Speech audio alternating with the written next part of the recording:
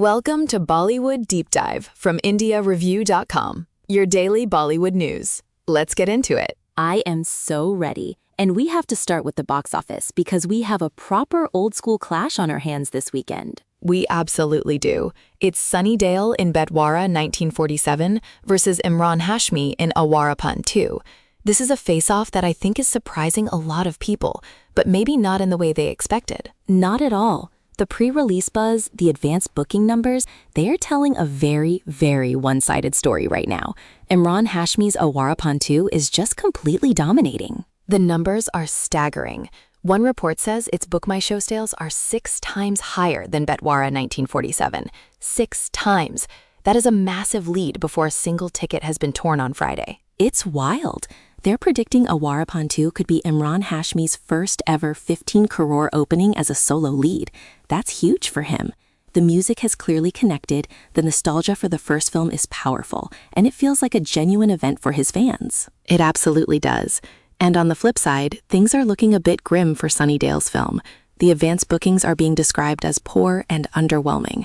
The prediction is that it might struggle to even hit double digits, so less than 10 crore on its opening day. Which is a shame. It's a period drama, partition era, from a director like Rajkumar Santoshi, produced by Amar Khan. You have Sunny Deol, Preeti Zinta, Ali Fazal, and Shabana Azmi.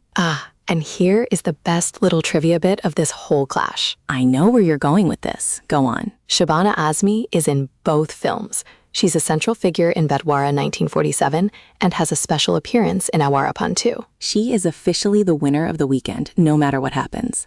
She's just sitting back, collecting checks from both sides of the aisle. I love that for her. She was quoted as saying something like, "Such diverse parts at this stage of my career. You go, Shabana ji." She's the house that always wins. But it is a fascinating study in what audiences are excited for right now. The big, emotional, action-packed period drama versus the romantic, musical, action thriller sequel.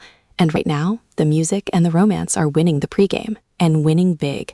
The headline from one outlet was Sunny Deol's redemption arc blurry, which feels a little harsh, but the numbers don't lie. We'll see what happens when the audience reviews actually come in, but for now, it's Team Imran all the way. Absolutely. Now, let's look at the films that are already in theaters, because some of them are still doing incredible business. We have to start with Ajay Devgn and Dhamal 4. 34 days in theaters and still chugging along. It just crossed the 177 crore mark at the Indian box office. And it's apparently just 2.1 crore away from beating Raid 2 to become Ajay Devgn's 5th highest grossing film ever. That's a huge achievement for a comedy franchise film a month after its release. It really is. It just shows the power of a loyal audience and a franchise that delivers what it promises. People know what they're getting with the Dhamal film, and they're showing up for it week after week. And speaking of showing up, let's head south, where Thalapathy Vijay's Jana Nayagan is having an epic run. Epic is the word. It's on day 22, and it's nearing 195 crore in India net collections. The gross is already over 226 crore. It's still playing in over 500 theaters in its 4th week. The pace has slowed down a bit, naturally, but it's just a few crores shy of becoming the 9th highest grossing Hollywood film ever in India. That's just phenomenal consistency. Vijay's star power is undeniable. Every single time he delivers these massive numbers. And another Southern star making waves before his film even releases is Surya with Vishwanath and Sons. Oh, the pre-release business on this film is the stuff of legends. They're reporting it has already secured 85 crores in profit over its budget just from pre-release deals. The total pre-release business is around 200 crore. That is just mind-boggling. The film is a certified hit before a single person has bought a ticket. That's the power of selling your satellite, digital, and music rights for a great price when you have a star like Surya. Exactly. The advanced ticket sales are strong too, though one report noted that while they're much higher than his last film, Karupu, they're not quite in the top 10 of all time yet. But honestly, with 85 crore profit already in the bank, I don't think the producers are losing too much sleep over that. I think they're sleeping very, very soundly. Now, a slightly different success story is Lokesh Kanagaraj's acting debut in the film DC. The famous director steps in front of the camera, and it's a hit. 6 days in, it's grossed over 42 crore. Rediff called it an endearing entertainer, which is a review that honestly makes me want to see it immediately. Right? That's an incredible hook. It's so cool to see a director known for creating these massive cinematic universes find success as a performer. It proves that talent is talent. Definitely. On the other end of the spectrum, a couple of films are finding it a bit tougher. Pankaj Tripathi's Oh My Dog is apparently slipping with each passing day. The reviews are lovely. Bollywood Hungama called it an endearing entertainer. But the box office just isn't holding. It's a crowded market. Same with Varun Tej's Korean Kanakaraju, which saw another drop on Wednesday and is fighting to make it into the top 10 highest-grossing Telugu films of the year. It's a tough business. It really is. You can have a great film, a great star, and sometimes the timing or the competition just doesn't work in your favor. Exactly. Okay, let's move from what's out to what's coming, because the buzz machine is always turning, and the biggest buzz has to be around Atli's new film, Raka. Oh my goodness, the cast of this film. It's like a superhero team-up. You have Allu Arjun, Deepika Padukone, Rashmika Mandanna, Janvi Kapoor, and Mrunal Thakur. It's an absolutely stacked lineup. And, as is tradition, character details and plot points have gone viral. Yes, they have mysteriously leaked online. I love the PR cycle for these massive films. First the announcement, then the leaked on-set photo, then the viral plot details. It's a dance as old as time. It truly is, but it works. People are incredibly excited for this sci-fi action drama. With Atli directing and that cast, how could you not be? You can't. Meanwhile, a few other big films are playing musical chairs with their release dates. Dulquer Salman's action thriller I'm Game has been pushed. Yes, it was supposed to come out around August 20th, but it's been moved to September 3rd. The official reason is that they want a wider release, both in India and internationally, which makes total sense. Give it the space it deserves. One outlet broke down the reasons, saying it makes sense to avoid the own-on box office race and give it a cleaner window. Smart move. And it sounds like Vijay Devgn and Rashmika Mandanna's film Rana Bali might also be getting a little pushback. Yeah, it was slated for September 11th, but there are reports it might move to October 30th. Apparently, this is due to a recent injury Rashmika sustained, so they might need more time for filming. Totally understandable. Health comes first. Always. And sticking with exciting new projects, we have to talk about the next Meghna Gulzar film. Yes, it's called Daira, and it's going to star Kareena Kapoor Khan and Prithviraj Sukumaran. What a pairing. I am so intrigued by that combination. They are both such powerhouses. The article I read about it made a great point, talking about how Meghna Gulzar has this incredible talent for unlocking new shades in major stars.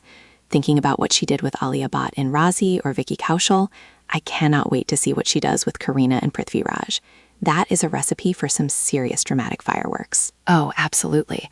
And we have some more casting news, this time from the Salman Khan universe. He's a busy man. What's the latest? Model and actor Muzammil Ibrahim has officially joined the cast of Salman's next big film, directed by Vamshi Paidapalli. It's currently being called SVC 63. So that's Salman Khan, Nayanthara, and now Muzammil Ibrahim. That's a great-looking cast. The film is targeting a global release for E2027. They are planning way ahead. And while Salman is planning for 2027, he is also very busy with the present, specifically with Big Boss 20. Of course, it wouldn't be the second half of the year without Big Boss buzz. What's the new twist this year? There's always a new twist. This year, the twist is called Extra Jeevan Dawn, which translates to Extra Gift of Life.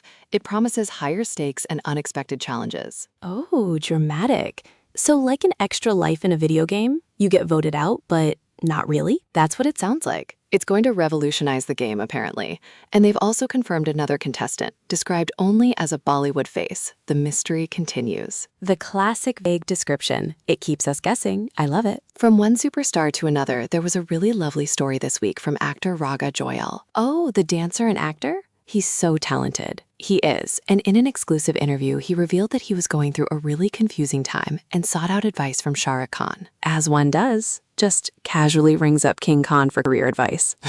Right? And Shah Rukh told him he should absolutely sign his next film, which is called Bhai Tera Starhay. He even used the example of the film 12th Fail to make his point about doing meaningful work. That is so cool. What a mentor to have. And it gets better. He also mentioned that Salman Khan had seen some of the film and called it a much-needed film, so he got the seal of approval from both Shah Rukh and Salman. That's the ultimate Bollywood blessing right there. You can't get a better endorsement than that.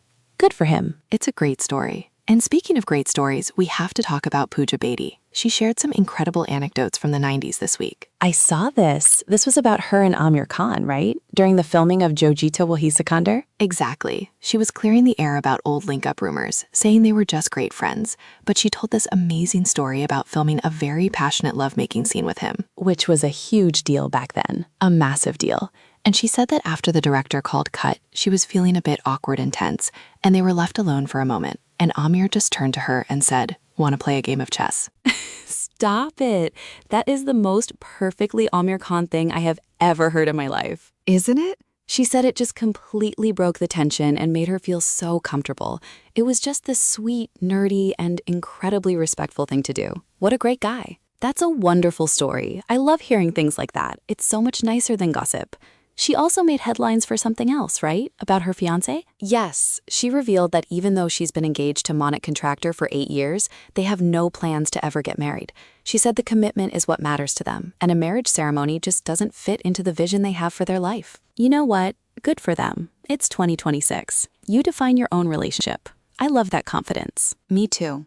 And let's move from personal choices to personal fitness. Anupam Kher at 71 is putting us all to shame. Oh, I saw this video. He posted this intense gym video and he wrote about the joy of seeing tiny new muscles. He looks fantastic. His caption said, "Working out is meditation." He is an absolute inspiration. To have that discipline and that joy for fitness at 71 is just incredible, truly.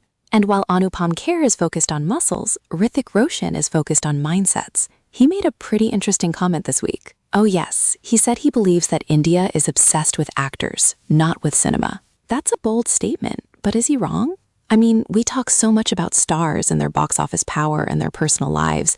He might have a point that sometimes the craft and the filmmaking get a little lost in the shuffle. It's a very interesting thought to chew on. Is the star the main attraction or is the film? For many, it's probably both, but his point is well taken, definitely. We also got a quick health update from Junior NTR. Yes, thankfully he seems to be doing well after a shoulder surgery. He posted a message thanking his fans for their support, saying it gives him strength. He's in the middle of shooting Prashant Neel's Dragon, so hopefully he has a speedy and complete recovery. Absolutely. And on a more cautionary health note, there was a story about the actress Shakila. This was a real wake-up call. She underwent major neck surgery and said it was because of excessive phone use. She listed hours of gaming, watching reels, and just having improper posture while looking at her phone. She said it eventually led me to the operating table. That is genuinely scary. It is. It's a reminder to all of us to put the phone down, stretch our necks, and maybe don't spend 5 straight hours scrolling. Note to self, and to everyone listening, look up from your phone right now. Stretch. Do it. Okay, we've had a lot of different stories, but we need to dedicate a small segment to one person who has generated more headlines this week than almost everyone else combined. Oh, I know exactly who you're talking about. It's time for the Kangana Ranaut report. It really is. It's been a whirlwind. First, she made comments questioning a Gen Z protest, saying that half the people there were of Shabana Azmi's age group. Okay. Then she made another remark about some young women flaunting freedom without accountability, calling them the gutter generation, which she later had to clarify. Right. She also defended her previous Fox comment directed at Nasiruddin Shah, questioning his patriotism.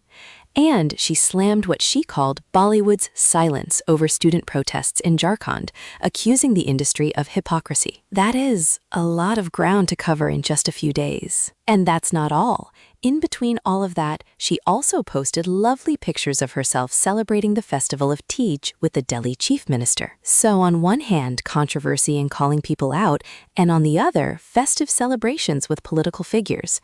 She contains multitudes. She is never, ever boring. It's fascinating to watch. The sheer volume and variety of topics she engages with is a phenomenon in itself.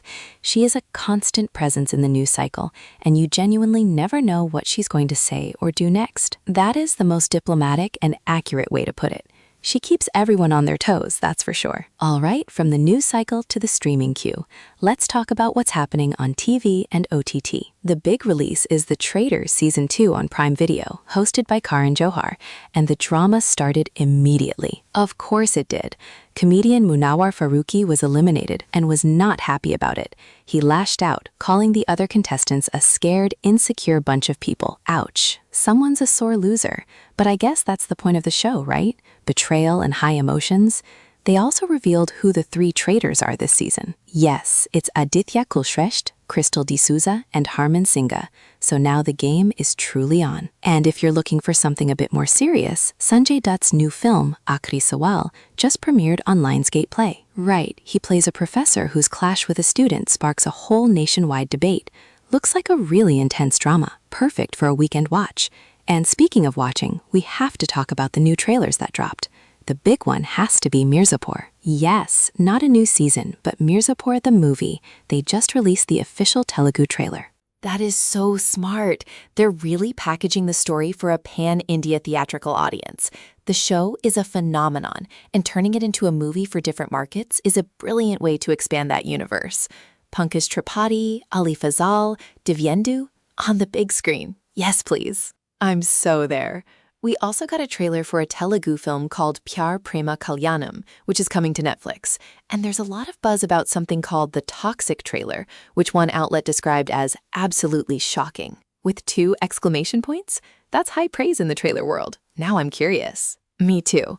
And just to round things out, we have a little bit of flashback fun.